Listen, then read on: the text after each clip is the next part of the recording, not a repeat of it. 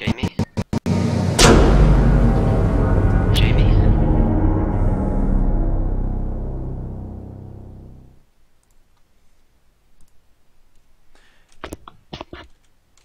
Okay, hello, I think, Vague can't hear me, hang on, I'm going to flick that on. Hopefully Vague can hear me now. Yes, hello and welcome to Gamertson versus Enemy Intelligence. This game is a best of one to see who gets into the semi-finals. I do have Vague with me. I think Vague was saying my name a little bit there, but are you there? Can you hear me now? I can, sorry about that. Hello and welcome again to DelotA, the final match before the semi-final, and already Gamertson versus Enemy Intelligence, two fantastic teams, so it's going to be a really tense fight to see exactly who gets in. Yeah, and we're seeing a little bit of a change in the first bands. They're going for the Nyx Assassin immediately. So they really don't like the Nyx Assassin. Nyx Assassin picked up extremely frequently, especially first picks, and they just didn't want to give him to Ian Tal. Well, it's such a good counter to every intelligence hero. It's just a really smart band to get rid of, because it allows you to pick freely without any kind of fear of that coming up. Yeah, that's a really good point. They're also going to ban out an Alchemist, which is a weird pick. They obviously don't like him as a carry. His potential to get a lot of farm is pretty insane. So Enemy Intelligence is going to have that Batrider that's normally always banned out first. They opted for the Nyx Assassin and the Alchemist instead. So giving them Batrider maybe a little bit of a worry, but they can counter Batrider in lane. So they could probably pick up Queen of Pain to try and counter him in mid. It's not the end of the world, but it just locks TA out for them. Yeah, I mean, Templar Assassin is a fantastic hero, but you don't have to rely on her, especially because there are much harder carries in the game, and it looks like Gamertson are much more focused on getting their counter push sorted. Undying ridiculously strong at just keeping people away, and the second anybody gets close in a team fight, you put down that gravestone and it's deadly. Yeah, he slipped through the pool somehow. They opted for the Alchemist ban instead of the Undying, and no one banned him out. So he's another almost certain ban hero that's actually got through the pool. So really nice to see two ordinary first ban heroes making it all the way through. And Gamertson also just going to pick up the Jakiro, a really standard pick at the moment, one of the strongest support heroes in the game after his Ice Path buff. And Enemy Intelligence are going straight for the Gyrocopter already, so the carry has already been picked by Enemy Intelligence, and they're going to be running the Gyrocopter. I was actually talking to, I believe I was talking to Tommy about this earlier, about that Gyrocopter, and he said that he really likes him at the moment, so they obviously picked him up for a particular reason. He's a really, really strong carry, and he's pretty good in the early game as well. He's actually one of my favourite carries. It's just, he's not only fantastic because of his actual damage that he accelerates so much, he's amazing early game. As long as you keep him up on the farm, he's great mid game, and he's ridiculous late game as well. But he has the potential to just clear out entire creep waves in seconds and allow safe farm if Enemy Intelligence get a little bit cornered. Yeah, that's a really good point actually. He can completely destroy creep waves. Using that E that he has, and Gamertson are going to pick up the Queen of Pain, so that will be against the Batrider in mid. Obviously a pretty good pick. The Batrider relies on being able to flame break over the to Firefly over the top to get the kills, and Queen of Pain could just blink away. So she should have an okay time against Batrider, although that sticky napalm is still going to be exceptionally annoying. Shadow Demon, obviously one of the big picks at the moment. Support-wise, his Disruption is obviously amazing. And Soul Catcher, 50% damage amplification. Can't really go wrong with that. Looking back over to the bans... sorry, what were you going to say? I was just going to say, especially with that homing missile, 440 potential damage. Indeed, there is normally a 25% magic resistance, so you're expecting a little bit less than that, around 375. But with 50% damage application, you've got the potential for a gyro to almost one-hit any squishy hero. Yeah, that's a really good point. And Gamertson already have the Queen of Pain and the Jakiro, and they're not particularly strong at any point in the game for taking damage. And we see some bans coming out. So the Lone Druid again by Enemy Intelligence, and the Bounty Hunter from Gamertson, two really strong off-laners, and we've seen how good Lone Druid is in this tournament already, completely destroying the off-lane and going on to win the game pretty much by himself. And yeah, there's a really good reason that he's banned out quite a lot at the moment, because he's obviously exceptionally strong, and he's a tank from almost level 1. So Well, that bear is just ridiculous, but what I am interested to see is the Rubik ban from Gamertson. Obviously, Queen of Pain's ulti would never want Rubik to be able to steal. Same for Jakiro's Ice Path and his ulti, but do you reckon that maybe Gamertson might be going for an even burstier, maybe more damaging hero, maybe a huge ulti? Maybe we're going to see, well, just a Tide Hunter, hopefully an Enigma, somebody, maybe an Enigma. Oh god, I hope an Enigma. Yeah, we haven't seen Enigma in a long time. We've only seen him once in this tournament, and that was an amazing game. So, but yeah, the Rubik ban does spell out a little bit that Gamertson are probably going to go for. Obviously, he's an exceptionally strong support on his own, but there's no reason why you wouldn't ban him over, like, let's say, a Leshrac if you weren't going to pick up some of a big ulti. But maybe we're even going to see a Naga be picked as a carry, as a sort of counter to that Gyrocopter. Because Naga is pretty good against him. There's no lie. Indeed, it's that ridiculous ability to just throw the net down, and then Gyrocopter is completely stuck for so long. And while he is amazing, his strength probably comes in the ability to just stand there, to get in a stun, and then quickly come in and come out. If he's not amazingly strong until he gets his lifesteal in terms of actual taking damage, and that's where I think Naga Siren will probably be very useful. And Void is a ban, which is pretty normal. You know, Void's one of being the hardest carriers at the moment. It's not surprising. A Void can completely ruin it. It's a little bit of an odd ban though, unless they were expecting enemy intelligence to run the Gyrocopter on the off lane, because there's not really any place in their lineup for a Void at the moment. They really can't go with their lineup any other way than running that Gyrocopter being safe lane farmed with a Batrider in the middle, because as we said, Gyrocopter is exceptionally weak, and if you catch him out, he just dies almost instantaneously. They're going to pick up Keeper of the Light, so they're going to lock out their tri lane, and now they're just looking for their off lane hero. We've still got a Windrunner in the pool, and we've still got Mirana if they wanted to run Mirana. Clinks is still there as well, so it's going to be interesting to see what enemy intelligence want to pick up on that off lane, and maybe Gamertson are just going to pick up an off lane hero now, at least who they think is the strongest, since they know that enemy intelligence has to be looking for one. Well, it'll be really interesting to see. I mean, we've seen some fantastic unnormal picks. Unfortunately, Lone Druid has already been banned for the offlane, but I mean, I'd love to see another Weaver go. We've seen some fantastic kind of modernistic styles that you don't normally see, and it's just come out to make some beautiful tournament play. Yeah, Weaver would also be a pretty good pick right now. Especially with the Bounty Hunter already gone, Weaver and Clinks have got to be the two strongest that you're looking at for that off lane, and maybe a Windrunner if you have an established Windrunner player. So, yeah, they really are just going to be looking at what they can do for that off lane to try and limit enemy intelligence as much as possible. I will be expecting them to pick up maybe a Clinks, a Weaver, or Windrunner now though, just so that they can try and get that off lane hero sorted, and then enemy intelligence just have to pick a worse one, because enemy intelligence aren't going to pick up a tri lane carry that Gamertson might have been relying on, because that would just mess up their lanes completely. So Gamertson are actually just going to pick straight up Juggernaut, so they're not even going to bother. They're going to definitely lock out the Juggernaut. Maybe they're fearing enemy intelligence picking up another carry, which would be a little bit weird. I expected Gyrocopter would be there, and we'll see what enemy intelligence want to do about that now. Well, technically, Gyrocopter with a flat cannon, if he stayed back, could get some decent farm on an offlane, but it wouldn't be safe. What would be more I think that might be what Gamertson was suspicious of, but, you know, there is the problem that they had the first pick, so anything they picked, enemy intelligence would try to counter, and if they picked up a Windrunner, it just instantly enemy intelligence would pick Clinks, and that would be game over for the offlane. Yeah, I was really expecting them to pick up a Clinks or a Weaver, though, because they are so strong on that offlane, and you can really have a good game with either of them, regardless of who you're against, especially a Weaver. And enemy intelligence are going to pick up Windrunner, so maybe we'll see a Clinks come out of Gamertson. That's the obvious counter here for the offlane, and a Windrunner being picked up. We've seen enemy intelligence use that Windrunner before. They can be they're absolutely ridiculous on a Windrunner, destroying bounty hunters in offlane, which is just what you wouldn't expect. But we'll have to see how she can handle what Gamertson's going to throw at her, which is almost certainly going to be a Clinks or a Weaver now. Well, I've seen Moon play Windrunner before, and he's absolutely incredible. His team play with it is just fantastic. The shackle shot to the instant power shot accuracy is always dead on. So with only 1 second to go until reserve time, which is now, I'm interested to see exactly why aren't Gamertson picking Clinks? Are they talking over? Do they have some other plan?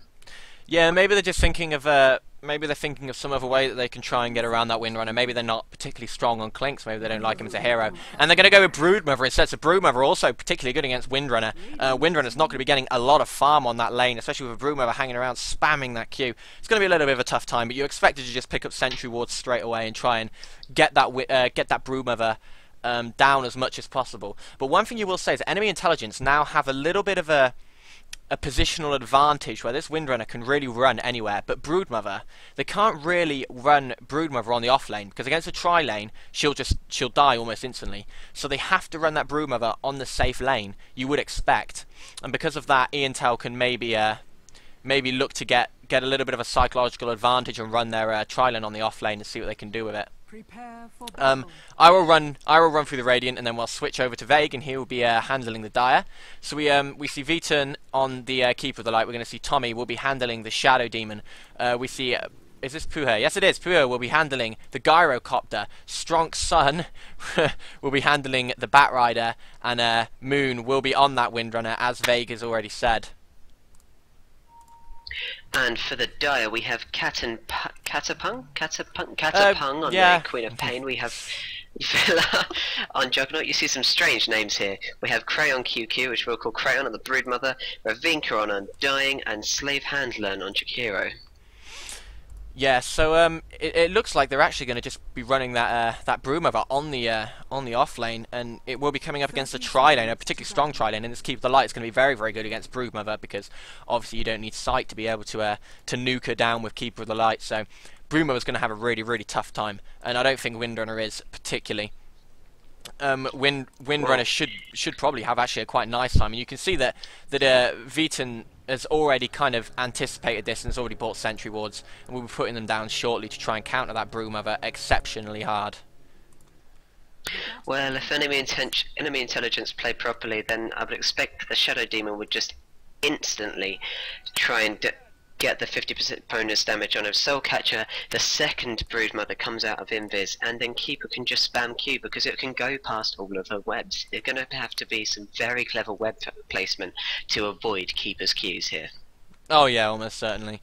I mean, it probably has the same range as a web, so it's going to be pretty interesting to see if Crayon can actually manage to dodge them. And Crayon, interestingly, hasn't picked up webs at level 1, so they're actually just going to walk straight around the back. Here comes the disruption, almost certainly, to hold them in position while Keeper gets ready. Keeper's actually put Mana Leak in at level 1, so they really want to drain Crayon's mana and stop him from really doing anything while Puha farms.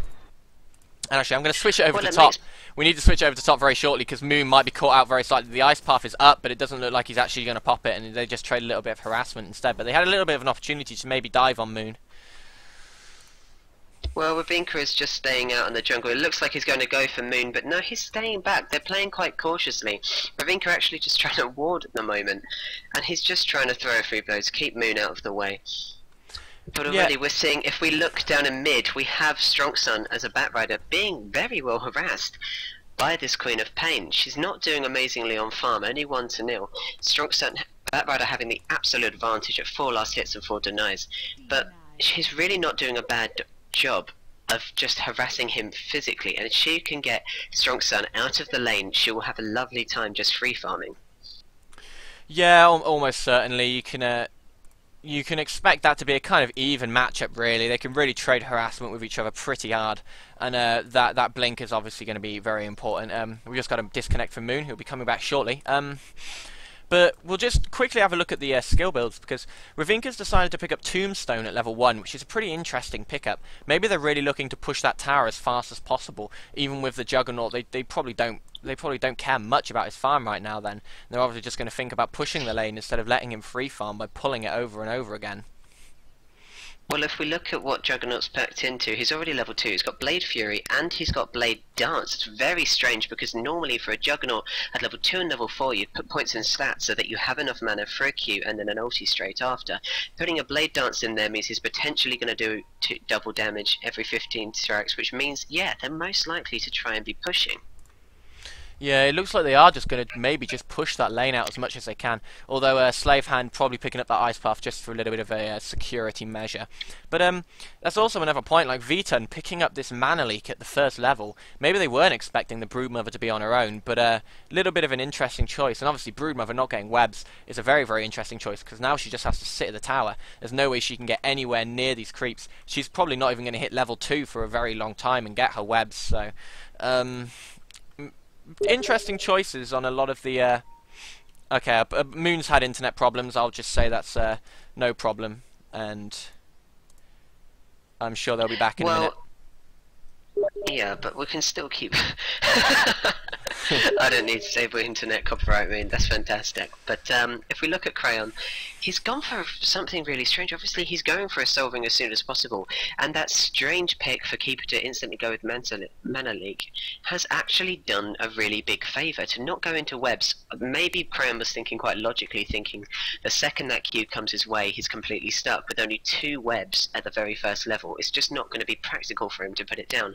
No matter where he puts it down, Keeper will find a position to make them confuse, to make Crayon feel some pain. So I think Broodmother going for a Q is just to get a bit of stress off, but that Mana Leak actually stops him from doing it. Yeah, the Mana Leak is actually working out pretty well because it is draining his mana, although Crayon is just hanging back and it looks like he might actually just be going to stack some ancients every time he can, or maybe he's going to check the rune. But he's not going to be having a lot of fun. There's really not much he can do on this lane. He has to sit back and just wait. And the other lanes are gonna be where it's most important. You can see Moon's actually not having that much of a better time on the off lane either. But you have to say that a Windrunner with not a lot of farm is a lot better than a Broodmother with not a lot of farm, because Broodmother really does need it. She really has nothing if she doesn't have farm, and they're actually just going to swap the lanes off. As you can see, Broodmother just heading up to top now, and I guess they're going to pick up teleport scrolls and just run this try because Broodmother, they just know that nothing's happening for Broodmother. Here they go. Yeah, they're all just going to start backing off pretty soon now. Well, you have an extreme bit of danger here while these guys swap around. If we just look at mid, Queen of Pain now not knowing that Strong Sun Batrider does actually have a double damage, and he's not taking any time whatsoever to get Queen of Pain down to half health. If he confuses her, makes her think he hasn't got that, and then just pops that, I think it's not going to be long until we see Catapult get killed. Yeah, if Catapult doesn't play this correctly, I think Strong Sun could probably quite easily get a kill on her. Get a kill on her in a minute. And we say Crayon actually just walking into the jungle, so he's completely abandoned bottom lane. Bottom lane is completely complete free farm for Puha, while Crayon just jumps into the jungle and does everything he can. It's pretty interesting to see how they've just completely abandoned that bottom lane. Actually, not even put a single person down there. They just don't feel like they particularly need to. They're actually completely limiting the levels of the Shadow Demon and the Keeper of the Light, who are still level 1, just sat in the jungle doing absolutely nothing, while the Broodmother actually does get some resemblance of farm. So that's a pretty good call actually from Gamertson to change it around and actually do that. Well, Crown QQ not actually doing that well, trying to jungle, but spawning Spiderlings is a very mana-hungry spell, and, you know, she can't even take on a hard camp. She's just going to have to try and farm that really easy jungle camp and just see what you can do. But yeah, it's a right move, because there was no way he was going to get any farm. There was no capability of even getting to level 2 with such a strong lane so close to him. Yeah, I think he's probably going to have his soul ring up in a minute. He just needs a 100 or maybe a little bit more farm. He's actually going to pull this wave to help him with the farms. That's a little bit of nice play from Crayon as well, just to give him a little bit more farm and help him out. Kate Pung actually nicks the haste rune in mid, but yeah, using the creep wave to try and get farm is a really nice call by Crayon. He's going to be picking up his soul ring shortly, and that'll help him out with his mana problems quite a lot. Oh, most definitely. Of course, it will make him quite fragile, because he only has 500 health, and it takes a big chunk, 150 HP. So if he's trying to tank these camps like he is at the moment, it's just not going to go well for him. But the advantage is everyone is so close to top. There's going to be, potentially, if Moon goes out of line, by just a slightest fraction, we've got Queen of Pain with a blink. It's going to go wrong. Badly. Yeah, Crown just now spawning some spiders to try and help himself out, but it looks like he might have to just back up to base in a minute, but he's still getting more farm than if he was on that bottom lane. On the bottom lane, he'd probably still be level 1 with absolutely nothing, so he's doing a little bit better, sitting at 5 and 0 in the jungle. And as we can see, both teams are actually really pushing the bottom towers as hard as they can. I think Ian Taylor finally realised that there's no one on this bottom lane to actually stop them, so they're really going for it. And we can see Gamertson really going for it at top as well, and we can see why he put that tombstone in very early, because now it's really, really useful, and they can really start to do a lot of damage to this tower. Well, Gamertson already about to just take down this tower, and his farm is insane. If you look at last hits and knives, 38 last hits and 12 to knives. That's down to him specking mainly into Black Cannon. I just have to look at top, where enemy intelligence have just gone up to top to defend against Moon, as they've noticed all of Gamertson are at top, as they have to be, as there's no one in the bot lane. Queen of Pain has been caught out. She's been disrupted, but she manages to blink away in time, and it looks like there could be a fight that's very much about to be brewing. Yeah, Moon's just had to back off the base now after drawing First Blood on Slavehand. I think Slavehand just got a little bit too adventurous with how far forward he was positioned, and they managed to pick him off. And we can see this Broodmother is just walking around the map, really not being able to do anything. And as we see Puha just continue to farm as much as he wants, now sitting at 44 and 12. Really quite far ahead of this Juggernaut already at this stage, so there's a little bit of problems for Gamertson, especially seeing the snowball potential of this Gyrocopter. If he gets a little bit of farm, then he's going to be able to really farm ridiculously fast. He's really maxing that flak cannon so that he can farm these stacks as soon as possible. Well, it's really interesting. I'm still confused. Why Broodmother? You have so many potential abilities, so many potential offlaners that you could choose. To pick someone like that against such a strong tri-lane is mad. Yeah, I think they really were expecting them to maybe try and shake it up, and they were hoping that Broodmother would come up against Windrunner, but it really didn't happen. So the Broodmother's just going to sit in the jungle now, and oh no, this Broodmother's actually gone back on lane, and actually finally has webs, and nearly has a Soul Ring, is only about 100 away. But look at the amount of farm that Puya can get. He can just sit there, attack absolutely everything, and get complete free farm, now sitting at 48. Juggernaut's starting to catch up a little bit, now sitting at 38 and 9. But yeah, as we said, this snowballing effect on this Gyrocopter is so much harder than a lot of Juggernaut, especially when it comes to farming. Well, he's spec'd entirely into Flak Cannon, and you can't blame him. The farm that he's getting is mad. He's already got his Ring of Aquila, he's already got Phase Boots, he's got 1,000 gold spare. It's probably, I'm not sure what he's going to build. Possibly a Shadow Blade, possibly something a little more dangerous. Well, we can see Kate Pung actually trying to jump on Vita like as soon as possible, and he's going to pick up the kill. The disruption didn't come out quite fast enough, but now she's been latched on by the Batrider, and she's going to drop to the burn damage. Nice play by Strong Sun on that Batrider to get the kill. So yeah, a bit of a trade there for each team, but I don't think it worked out particularly well for G-Sun. They really don't want to be trading a Queen of Pain for a Keeper of the Light, especially at this stage already when they're slightly behind. Ravinka being a bit risky here, just staying in mid. You know, they've got Soul Catcher up. He's got Soul Catcher up. He's got Shadow Poison and Disruption. There's the potential to easily be killed. And now Batrider has an Invis rune. It looks like they might be going for it, but they're just standing back, waiting for the perfect moment. Ravinka's staying by the tower. That's good. If he moves too much forward, it's already going to be over. Yeah. It does. I don't think he's going to move too far forward. I don't think the wave's going to get back in time, and I don't think Strong Sun's going to be able to dive over him. But actually, here he goes. Firefly is going to get popped. He has a sticky napalm back up now. There goes the sticky napalm, and the Keeper of the Light, who teleported in, gets the kill with the Q as Gyrocopter takes yet another tower. And they're really having a massive problem trying to fight this Gyrocopter. And Ian Teller playing exceptionally well right now, pretty much on every lane. Well, Gamertson just had a smacking effort. Crayon trying so hard to kill this Gyrocopter, did a huge amount of burst damage, but you can't beat it. With Rocket Barrage, he just instantly, now he's easily farming the jungle without any problem whatsoever. But what can you do? He does so much damage so quickly. Yeah, and he's already got 2.5k. He's already got 2.5k, so Indeed. he's really looking towards getting some really big items soon, and that's going to be a massive problem for Gamertson when he starts making those crits and maybe the lifesteal into getting that satanic. Yeah, he's going to be an absolute force, especially at this early stage when no one else really has anything. Well, but not even 10 minutes into the game, and he's already been worth how much? I mean, in all seriousness, the guy's level 9, same as the mid.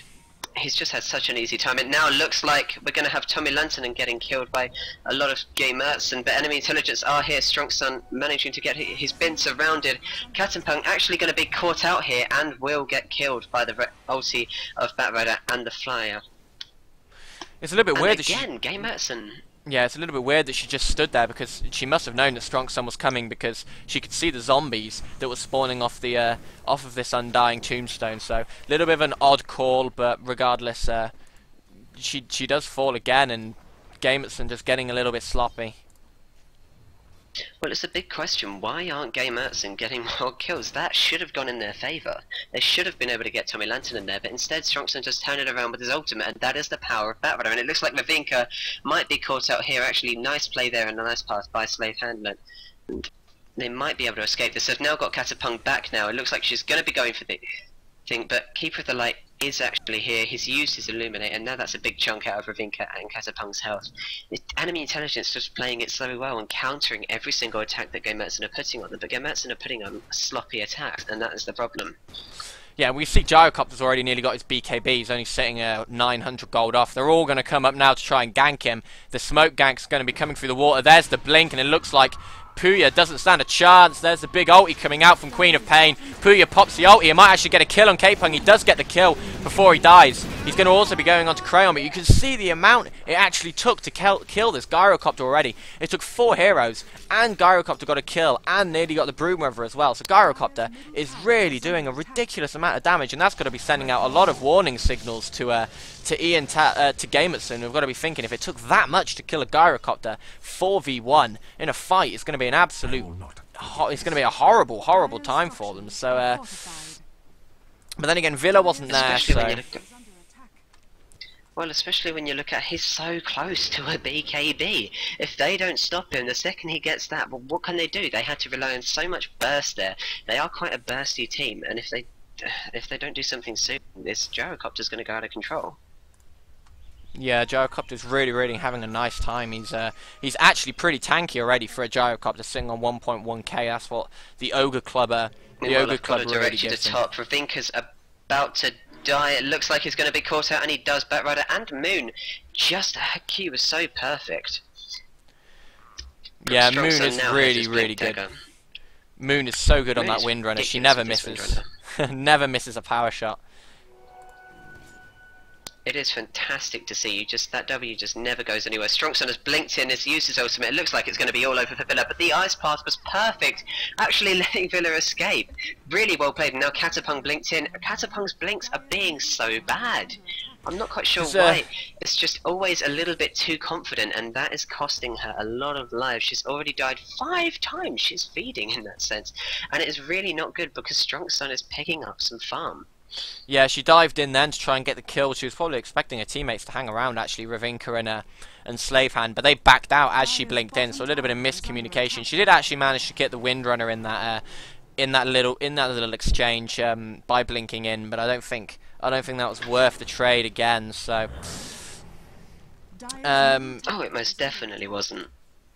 Yeah, a little bit of funny play, but we can see this Batrider now just diving under the towers. It looks like he's going to be going on to Slavehand. Slavehand's going to drop pretty easily. The Illuminate comes over the top. The Illuminate wasn't needed. Ravinka's also there if Batrider wants to go for another kill. Batrider looks like he might be going for another kill. Ravinka's going to walk straight into him. The right clicks come, but Firefly's dropped, so I think they're going to be backing out pretty soon.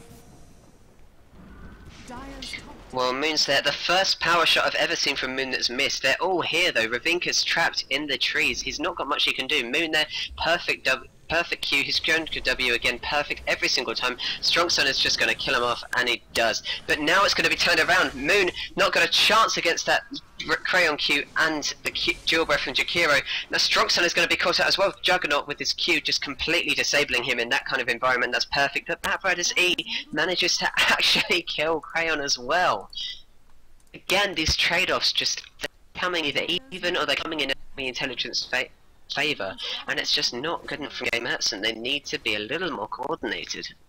We can actually see the BKB now actually built up on Puya, so he's got the BKB, plus he's sitting on over 500 gold, so he's really doing well on farm, and now he's just going to start walking into his lane and maybe try and take out Capon, but Capon's gone. But regardless of that, now that Puya has a BKB, he's really going to be ridiculously survivable against anything that Gamertson can throw at him. So if they want to start some fights, they can start fights whenever they want, basically, and he's going to be an absolute tank for them. Oh, most definitely. I mean, it's just, I feel bad for anyone coming against Puha right now. He's just going to farm and farm and farm, and they're still not stopping him. They're still not going down there, making him feel like he's threatened, because he isn't. He isn't threatened. It's going to take all 5 of them to get down, and the second they do, enemy intelligence are keeping port scrolls on them as much as they can. They're not going to let him get this. They're not going to let them get Puha. No, he's really survivable. They've just got to hope they can get their carries farmed, and as we can see, Strongson actually diving straight in the middle to try and get Capon. Capon pops the ulti, hits no one. Ravinka on the back. The disruption gets used on the Shadow Demon, maybe trying to buy a little bit of time so Strongson doesn't get the kill. Strongson tries to run away, pops the Ghost Scepter, gets away, but the Bat Rider gets the kill on the Broom over on the back of it, and Strongson does die eventually, but odd choice of diving. But now Moon coming out the back sees Ravinka. The power shot will definitely take him out if Ravinka wants to go for it. There's the power shot, and it hits again, and Moon gets another kill. Really nice play by Moon to pick up another one. Viten had the Illuminate on the back just in case, but it wasn't needed, and now Puya's coming in, and they're going to start pushing this mid as hard as they can, and they're really going to probably going to take down this tower just because of the Gyrocopter. There's absolutely no way they can stop him.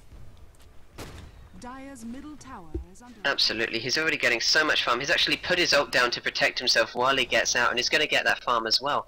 But Catapult trying to push him away. He doesn't need it though. He don't need it. He knows exactly what he's doing. He came up there to scare them and just came straight back away. Yeah, and he's already got 1.3k gold, maybe to go towards his crit or his lifesteal, depending on which way he wants to go. Probably he might be going for lifesteal first, just to make himself a little bit more survivable before going into his Daedalus. But he is really doing a ridiculous amount of damage, and he's so survivable. It's a really big ask for Gamertson to try and catch up with him on gold. I mean, Juggernaut is 2k gold behind him already. And we're only 17 minutes in, and Juggernaut really doesn't have any items whatsoever. Juggernaut deciding that it's actually best to go for Scepter, so he doesn't even want to particularly get damage items. He just wants to try and work on the fact that this Intel team is particularly weak and doesn't have a lot of HP, and the more bounces he can get, the better. Dire's top tower is under attack. Well, if we look at gold per minute, Gyrocopter and Batrider being so strong, it looks like at top they're going to go insane now. Everyone is there for Gamertson, and it's just a Q from Viten, kills 2 people. Fantastic play there by enemy intelligence. Catapung is about to die, such low health, but actually manages to get away. Ravinka trying to get Moon. It looks like it's all over for Moon. She's got a Windwalk. No, she hasn't. No, not chance. Ravinka does manage to pick up that kill. Meanwhile, enemy intelligence all grouped up as a 4 with remaining. Ravinka is running away. It looks like he's going to be safe, but this tower is going to be caught. Enemy intelligence has a successful push, and considering that was so much of a tower death of a fight, really well played there by enemy intelligence. 3-1. Yeah, they really did have the edge almost straight away. The Windrunner power shot was perfectly placed after, and then the shackle shot so straight after it as well. Really well played by Moon like normal, and that really did disable half the team, and the power shot just almost killed 2 people straight away, so that automatically put G-Sun at a massive advantage, and we can see how fast that Gyrocopter destroys creep waves just with 1 ulti, and they're all dead. And yeah, the play by Moon has really been exceptional so far.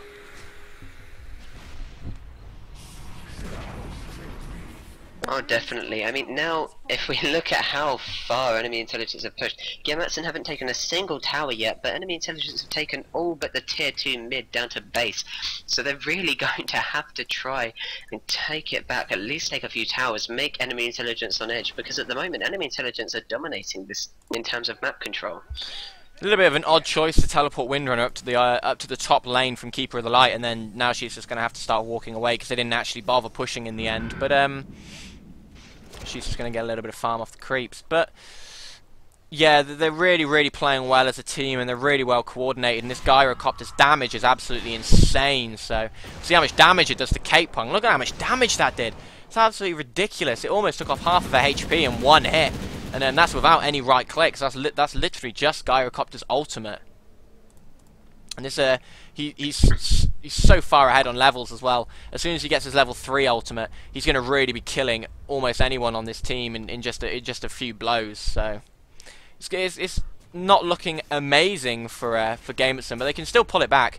They're not too far behind. They're not so far behind that it's completely game over. If this Juggernaut can get as much farm as he needs and maybe get a few more items, I mean, he only has a scepter, then yeah, we can definitely see them turn it around. Definitely. The thing with Puha is he's so confident now that he just keeps going up by himself.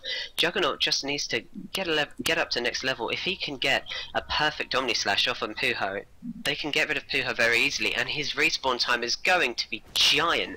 So it's really about how well can Villa play here to make sure he gets some more farm, to make sure he's got his Aghanim Scepter, he's going for as many Omni Slash jumps as possible. I'm going to have to direct you to Puya actually, because Puya has actually just dived straight into the jungle to try and kill Slave Hand. There's about 3 or 4 of them around him. He's actually going to pick up Slave Hand, but there's the Omni Slash is going to take him out.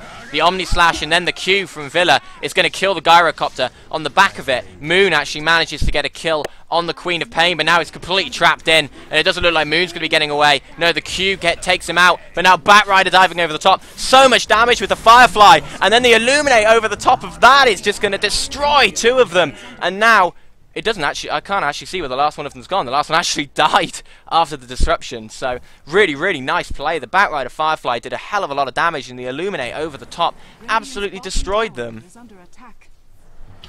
Absolutely, it was really great play by Gamertson, and I called it. The Juggernaut doing that ultimate with Aghanim Scepter managed to completely get rid of the Gyro, but they have the problem of Batrider is also insane. If they they're gonna have to have Juggernaut completely focusing Gyro, while the rest of the team and Gamertson focus on this Batrider, who is so strong, but he just combines so nicely. Shadow Demon and Keeper of the Light complementing each other beautifully, that really powerful Q with the incredibly powerful Soul Catcher, and add that all to the damage over time that's increased for Soul Catcher from Firefly, and that ultimate completely taking out one player from Gamertson already, plus the other fact that you're going to have Juggernaut versus Gyrocopter means that it's going to be a straight 3v3. It's really going to be hard for Gamertson, but they can pull this around, and as we just saw, they have a way to take out their ridiculously strong Puha. So once that's gone, it's down to Batrider. They get rid of Batrider, Keeper of the Light and Shadow Demon by themselves, but they will find it not nearly as hard to get rid of them. And we have Crayon who has smoked, and Strongsun who has smoked from it's a little bit odd. They know that Strongsun's there now because Crayon was smoked up and the smoke got popped. So the Gyrocopter's hanging around. So the Gyrocopter pops the ulti, and there's Strong using the ulti coming out of it, and there's a pretty easy kill. And now Villa's diving. He really wants to try and get a kill. The Omni Slash comes out, but the creeps are there. I don't think he's going to get anybody. No, he doesn't. Tommy's there as well with the Soul Catcher catching 2 of them. And then the Pyroclasm is going to just completely miss as Puya comes over the top. He's got so much damage. He can quite easily one-shot any of these people if he gets anywhere near them. The Queen of Pain has to blink, so she can just blink away. And a 2 for 0. Just because of that Gyrocopter, it actually looks like he's going to be going for a Radiance. The Gyrocopter stun looks like he might hit Cape Pung. He tries to blink away, but it's going to catch up with them eventually. There it is. Do they have enough damage? I don't think they do. They have to stun. She has to blink in 1 second. The disruption gets popped actually, so they might get her. And there's the right click. The final right click to take her out after the Soul Catcher, and they managed to catch up with the Queen of Pain, which is a little bit surprising. And really nice play by Ian Tal again. They kept chasing, they knew the chase was on, and they also let them push out this middle tower. Well, it's the power of that disruption. The ability to completely get rid of a TP scroll means that not only they're denying Queen of Pain the money that she had for it, but they're just being able to kill her, and that's fantastic. That is why one of the many reasons why Shadow Demon is such a great pick. Yeah, Shadow Demon is just such an exceptionally good pick at the moment. Soul Catcher does a ridiculous amount of damage. Look at Cray on QQ. He might actually fall to the Illuminate. He does fall to the Illuminate. 3 AoE, 3 skill shot spells actually hit him in a row. The power shot, the fire flame break, and the Illuminate coming over the top, and it was enough damage to just completely kill him. Well, Gamertson are going to have to really, really win the next team fight if they have any hope of pushing this down. Again, enemy intelligence never aiming for the healing ward. The healing ward doesn't actually get hit, and that is how they have a chance here. But now they have actually taken it out the second I call it. Gyrocopter actually going for a Divine Rapier. Not a thing. I didn't think he would actually go at all for a Radiance. And look at the damage there. Keeper of the Light Illuminate. Again, it stacks so well with Bat Rider. It stacks so well with Soul Catcher. And they just can't quite handle that combo. Yeah, the Divine Rapier is a really good pickup for Gyrocopter almost all the time. It's one of his recommended items as a carry, but I wasn't expecting them to go for it this early. But I suppose if you can, you may as well. They've got it after 25 minutes, so he has a ridiculous amount of damage. And the GGs have actually been called by Ravinka already, so I think they've already given up, and we might see the disconnects. And really, really well played by Ian Tal, getting the win. And unfortunate for Gamertson to lose this one, but really that Bat Rider really showing again why he is banned almost every single game. 12-2 with 13 assists. This is an absolutely ridiculous score. And so that and Puha showing exactly why Gyrocopter is so powerful. And now he starts picking up the lifesteal. Bit of a pointless thing to pick up, but he might as well because he wants to get a nice little item set there for the end of the game. It's so nice play. You can play Gyrocopter in so many ways as a carry and still do so much damage, and the Divine Rapier, it just shows exactly how powerful Puha has been. Yeah, being able to just go for it. Now they're just going to base dive while the entire enemy team is actually gone. It's not going to matter, obviously. But yeah, you can really see that the Gyrocopter was the one that did pretty much everything in this game, damage-wise. When it got to the end of the game, obviously Bat Rider was exceptionally well played, being able to dive in and pick people off while they were caught a little bit napping. And but yeah, this Gyrocopter's being picked up more and more often as a carry, and I really like him. Yeah, me too. It's just fantastic to see because we had such a long time of Gyro never being picked, and now to see him and to see the damage that he does. Well, what can you do against it? He does so much more damage when you have the combo of Bat Rider, Keeper and Shadow, something which is very popular to see Shadow and Keeper almost always are coming as a pair. But Bat Rider, one of the most popular mids, arguably the most powerful mid in the game. He's 15-2. You can't argue with that. He's been doing ridiculously well and so much damage. Yeah, it's pretty obvious to see why Bat Rider is such a high pick at the moment. He can do so much stuff. He's so versatile, and he's obviously exceptionally strong against almost anyone in mid. This Queen of Pain had an absolute horrible time in this match, and Gyrocopter just got as much farm as he needed. Picked up that Divine Rapier. Shadow Demon actually ended up with it at the end of the game, but. We would like to say thank you again for watching. It was a really good game. Ian Teller are going to be going into the semi-finals, and we will be bringing you those games over the next few days. Check out the website at DelotA.co.uk if you want to see the exact times. And yeah, this is justDelicious. This is Vague Raconteur. And this is Vague Raconteur. Thank you so much for watching. We love you. We've made a forum as well, so if you want to set up any scrims, if you want to play with these teams yourself, you can. You just have to ask. I'm sure they'll be happy to. And we can experience the pain of losing to these guys every single day. Oh yeah, don't we know it, don't we know it. I play enough pubs with these guys to know how good they are, and I just completely suck in comparison. You think you suck? My god, the Dota Buff rating, make sure you check it out. Dota Buff, obviously a great site. He's had some troubles at the moment, and we strongly support them. We think that's a fantastic source of information. But they're back up now, it's fantastic. They've made a Dota Buff rating. Jamie's is great and mine is horrible. Well, thank you. It has been nice casting this game, I will say. Hopefully we will see you soon. And I'm going to be signing out now. Goodbye. Goodbye.